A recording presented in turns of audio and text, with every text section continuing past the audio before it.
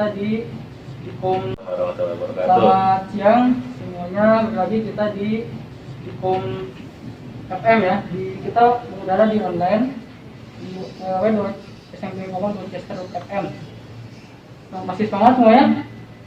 Kita lanjut ke materi selanjutnya dengan mata pelajaran PPKN ya, Pendidikan Pancasila dan Kewarganegaraan, yang akan disampaikan oleh narasumber Pak Dodi Supriyadi SPD. Alhamdulillah sudah hadir Pak Dodi.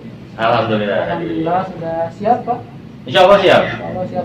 Yang untuk kalian yang saat ini sedang mendengarkan, tolong disiapkan seperti biasa LKS-nya, catatan dan pulpen untuk mencatat nanti hal-hal penting yang akan disampaikan oleh narasumber kita. Untuk memperhemat waktu, saya persilakan kepada Pak Dodi untuk memulai materinya. Ayo persilakan Pak Dodi. Ya, terima kasih host kita Bapak Haidir Alam SRG.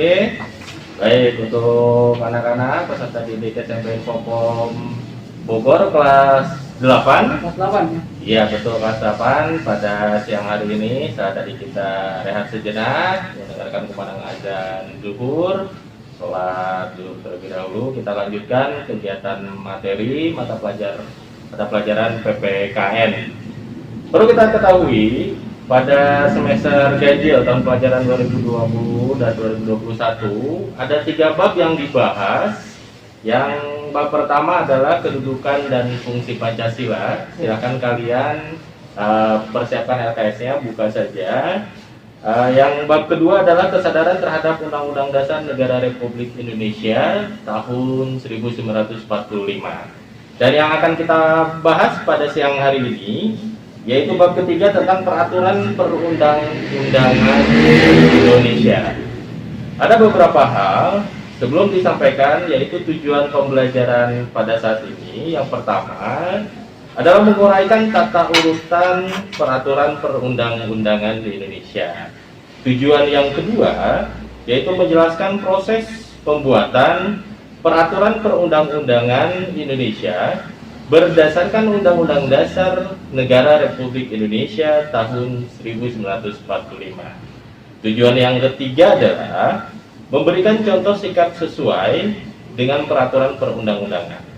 Tujuan keempat, berperan sebagai penyusun tata urutan peraturan perundang-undangan. Dan tujuan yang kelima atau yang terakhir, meneladani peran lembaga negara sebagai penyusun tata urutan perundang-undangan. Oh, berarti hari ini kita belajar bab 3 aja Pak? Hanya bab 3 saja, karena untuk bab 1, bab 2 sudah kita bahas sebelum kegiatan PTS. Jadi hanya 3 mengulang saja, membaca saja di rumah.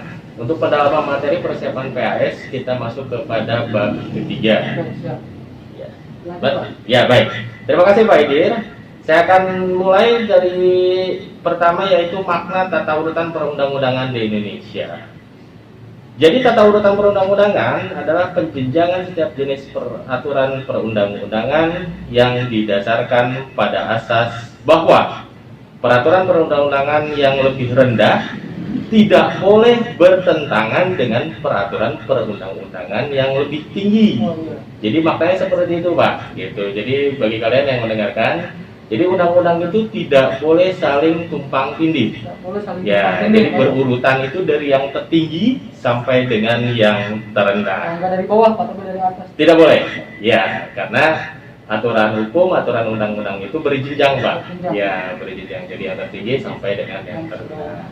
Itu makna tadi tata urutan peraturan perundang-undangan di Indonesia. Lalu ada hakikat.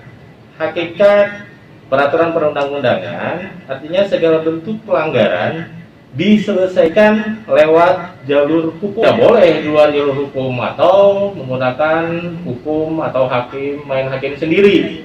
Nah, selalu ada melalui jalur hukum dan ada lembaga hukum. Boleh kasih contoh kecil?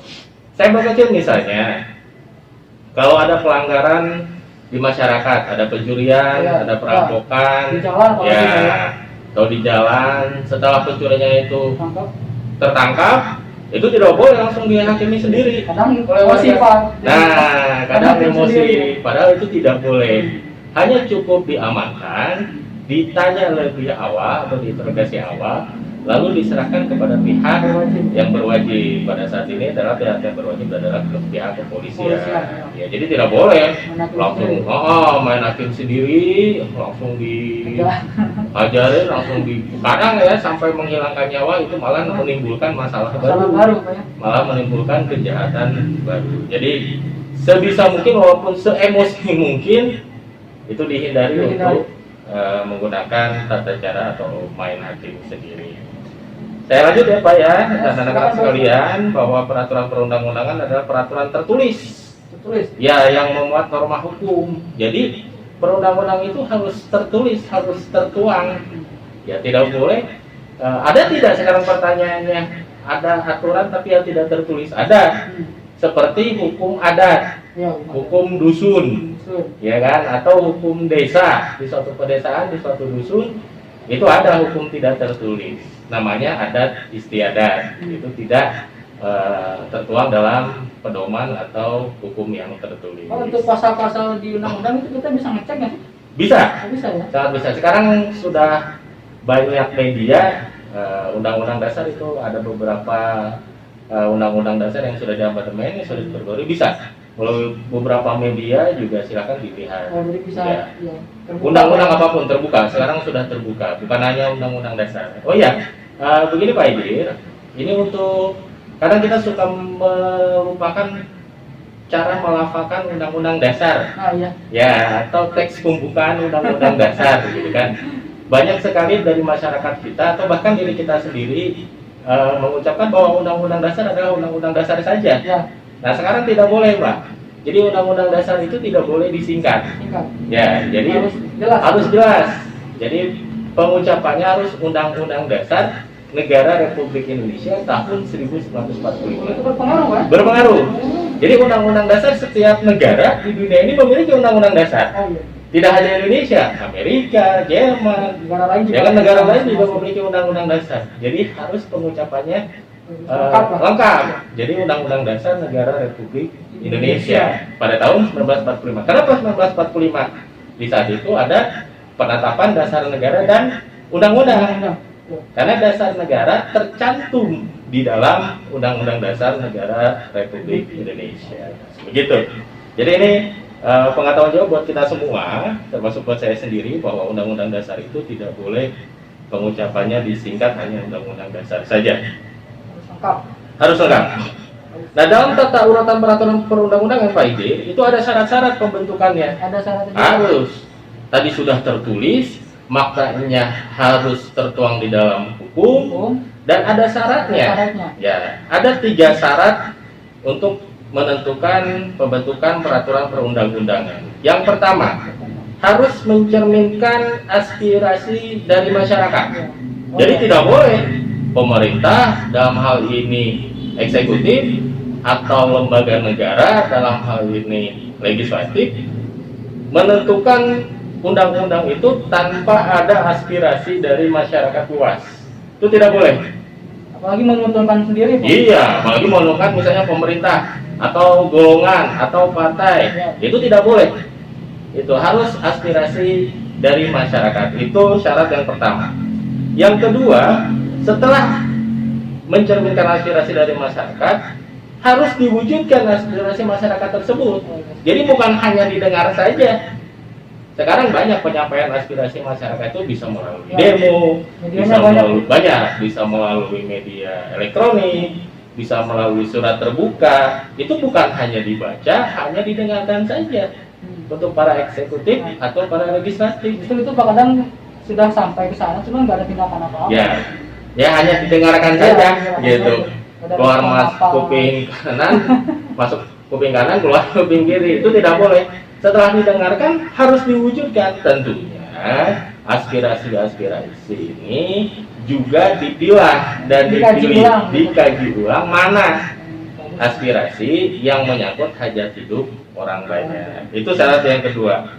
Dan syarat yang ketiga, itu harus dapat mewujudkan keadilan, kebenaran, dan menjunjung tinggi hak-hak asasi manusia. Jadi setelah didengarkan, diwujudkan, itu harus adil. Ya, tidak boleh menguntungkan pihak sebelah misalnya, ya, atau salah satu pihak tidak boleh. Jadi harus adil untuk seluruh masyarakat luas. Terus syaratnya harus benar tidak gitu aspirasi itu. Dalam artian misalnya aspirasi itu betul kan mewakili seluruh masyarakat. Betul tidak? Atau hanya dari dirinya sendiri? Hanya kelompoknya sendiri. Ya, atau dari kelompoknya sendiri, atau bahkan dari pihak eksekutifnya sendiri. Dalam hal ini pemerintah. Gitu. Itu tidak boleh. Jadi mengatasnamakan masyarakat, tapi dikumandangkan atau diwujudkan dari dalam diri sendiri. Itu nggak boleh. Jadi harus benar. Itu merupakan aspirasi dari masyarakat. Dan yang terakhir, syarat yang tadi ketiga adalah menjunjung hak asasi manusia. Itu yang paling utama. Ya, tidak boleh kita menentukan undang-undang atau menentukan hukum tapi tidak melihat kepada hak-hak manusia. Sekarang lagi ramai ya Omnibus Law. Ya, itu menyangkut sekitar 79 turunannya 79 peraturan. Nah, itu menyangkut hajat orang banyak dan sebetulnya itu aspirasinya harus dari masyarakat luas. Itu Pak Idir untuk syarat pembentukan peraturan perundang-undangan. Lalu setelah syarat harus ada cirinya. Ya, harus ada ciri dari peraturan perundang-undangan tersebut.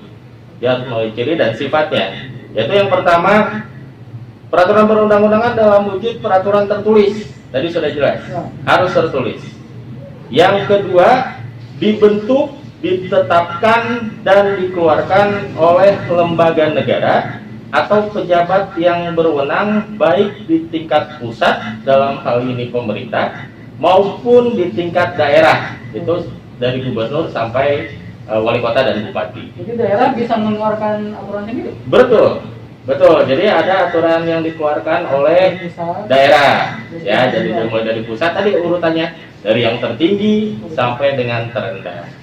Gitu. Sifat dan ciri yang ketiga itu berisi aturan pola tingkah laku dan norma hukum. Jadi undang-undang itu dibuat untuk mengatur tingkah laku manusia itu sendiri. Gitu. Dan yang keempat, undang-undang tersebut bersifat mengikat secara umum dan menyeluruh. Ya, jadi tidak boleh tadi tidak adil. Tidak boleh mengikatnya hanya kepada masyarakat kecil. Ya, sementara misalnya masyarakat yang dekat dengan pemerintah atau dengan lembaga negara itu tidak diberlakukan. Jadi harus bersifat umum dan menyeluruh. Itu yang kedua, syarat dan ciri-ciri. Lalu peraturan undang-undang juga Pak Ibu atau anak-anak sekalian itu memiliki fungsi. Jadi tadi ada syarat, ada sifat dan ciri, dan yang ketiga ada fungsinya. Fungsi dari peraturan perundang-undangan yang pertama adalah sebagai norma hukum. Ya, norma apa? Norma itu kalau lihat pada bab sebelumnya itu adalah aturan. Norma itu aturan yang berada di masyarakat. Yang kedua, fungsi yang kedua adalah untuk menentukan aturan-aturan yang menjadi pedoman dalam menjalankan hubungan sesama antar manusia sebagai warga negara dan warga masyarakat. Jadi situ menjadikan pedoman untuk menjalankan kehidupan atau bersosial dengan masyarakat di dalam satu warga negara. Fungsi yang ketiga untuk mengatur kehidupan manusia, itu sudah jelas.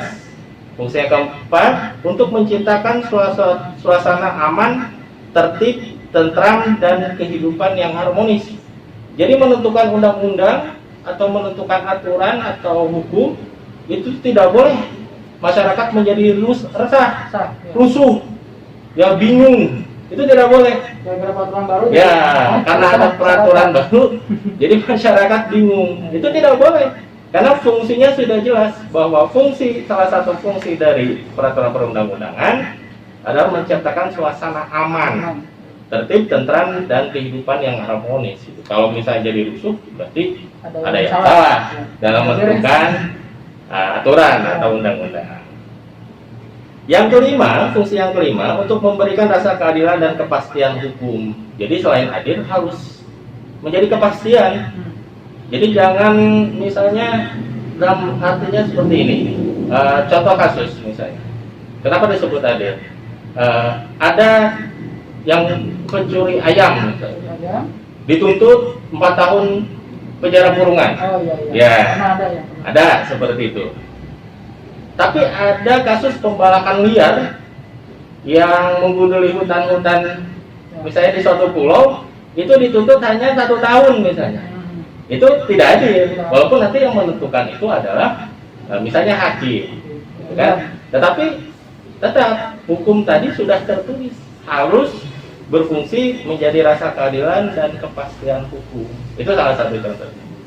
Dan yang keenam, fungsinya untuk memberikan perlindungan hak-hak asasi manusia. Jadi hak asasi manusia itu harus dilindungi. Oke, mungkin Pak ditutup dulu ya. Iya. Rehat sejenak. Ya. Sebelum lanjut ke materi selanjutnya, kita istirahat dulu sebentar.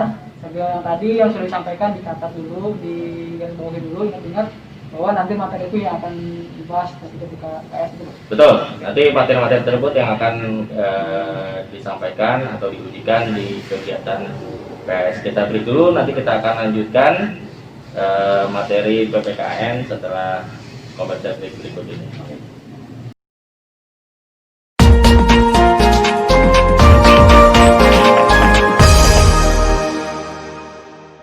Republik Indonesia tahun 1945. Yang paling tinggi Pak itu. Yang paling tinggi. Karena semua aturan, semua hukum harus bersumber dari Undang-Undang Dasar Negara Republik Indonesia. Itu sebagai induknya Pak ya? Ya, sebagai induknya, sebagai dasarnya ada di situ. Nah, siapa yang berwenang untuk menetapkan, mengesahkan Undang-Undang Dasar Negara Republik Indonesia tersebut? Yaitu ditetapkan oleh MPR yang terdiri dari anggota DPR dan DPD. Itu lembaga, atau biasa kita di dalam pelajaran PPKN itu disebut sebagai lembaga legislatif, Pak. Ya, jadi anggota DPR yang tergabung di dalam anggota MPR merupakan wakil-wakil dari rakyat.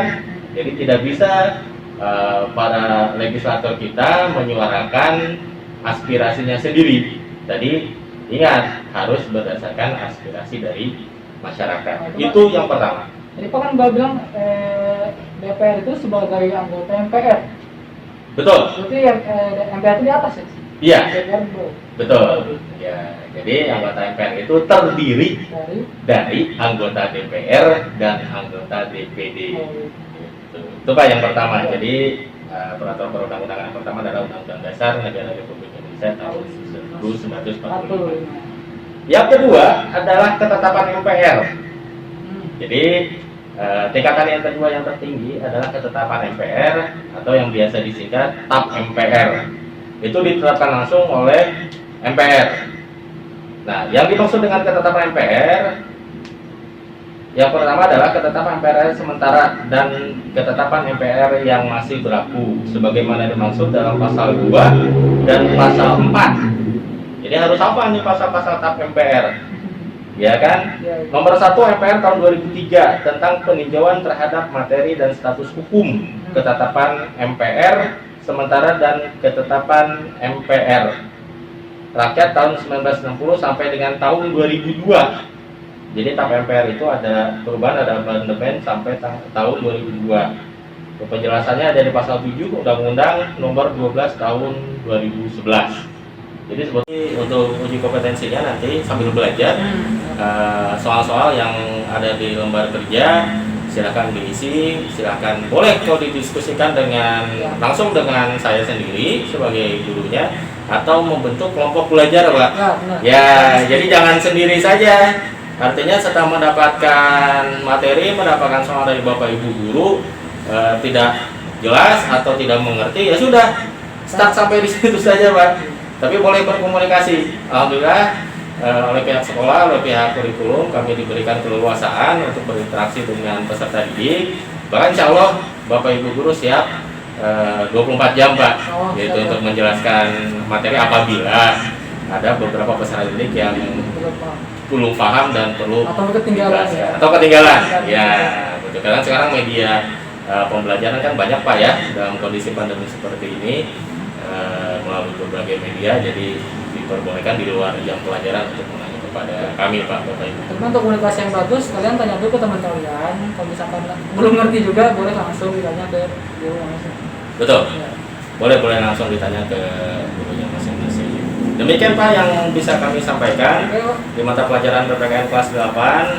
Nanti yang belum jelas atau memerlukan tambahan penjelasan boleh WA di grup atau langsung ke melalui wali kelasnya masing-masing Pak. Oke. Itu kesimpulannya Pak ya.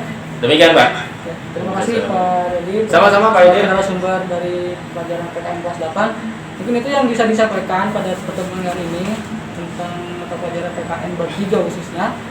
Yang sudah menyimak dari awal, itu alhamdulillah, terima kasih sudah dicatat tadi poin-poinnya itu dihafal saja. Terus pesannya tadi uji kompetensi dan latihan soal yang ada di AKS silahkan kalian kerjakan dan diskusikan dengan teman kalian supaya nanti pengetahuan kalian lebih banyak, dan apabila ada materi-materi yang belum paham bisa ditanyakan bisa sama teman ataupun langsung ke gurunya masing-masing. Terima kasih untuk pertemuan hari ini. Selanjutnya kita akan lanjut ke pelajaran warahmatullahi wabarakatuh. Waalaikumsalam.